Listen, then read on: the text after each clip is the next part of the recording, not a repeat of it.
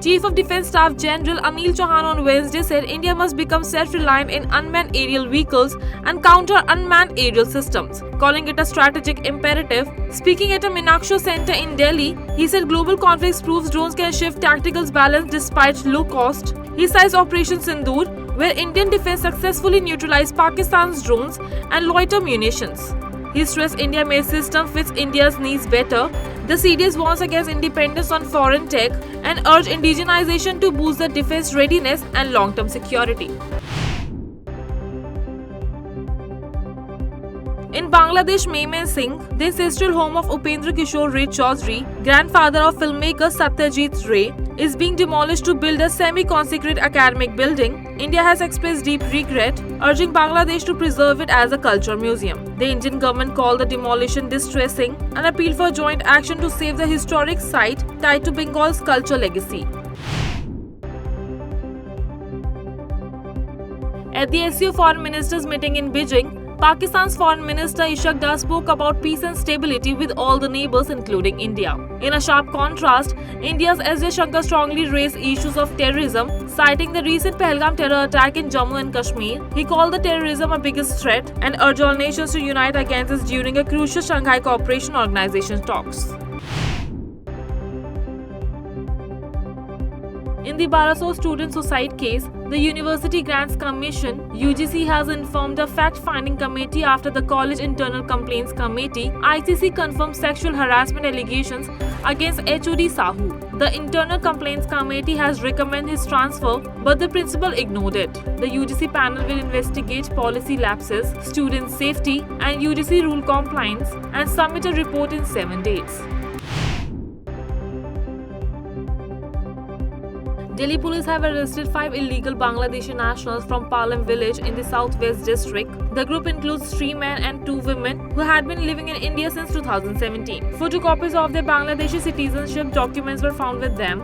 They came to Delhi in search for a labor work, identified as Akash, Chameli Khatun, Mohammad Naheem, Halima Begum, and Mohammad Usman. All will now deported to Bangladesh.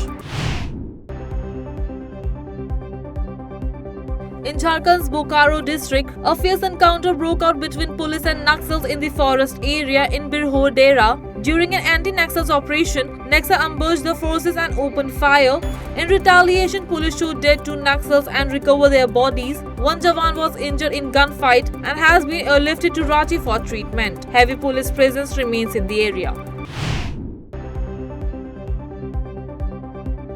In Madhya Pradesh Sagar district, a serious love jihad case has come to the light. A married Muslim man, father of 2, poses a Raj and traps a Hindu girl in a love affair. He sexually exploited her for 8 months. When the girl pressurized him for marriage, his true identity has revealed. He also blackmailed her with obscene photos and videos. Police have registered a case after the girl's complaint.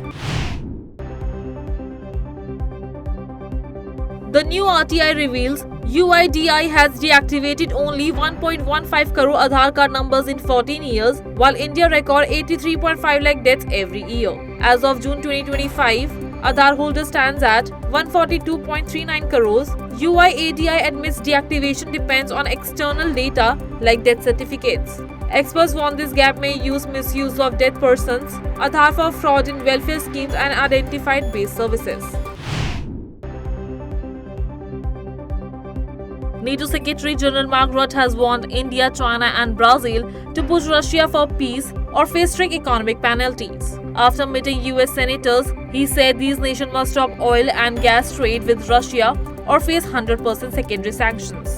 He urged leaders to directly call President Putin and demand serious peace talks. This comes after President Donald Trump announced a new Patriot missile aid to Ukraine.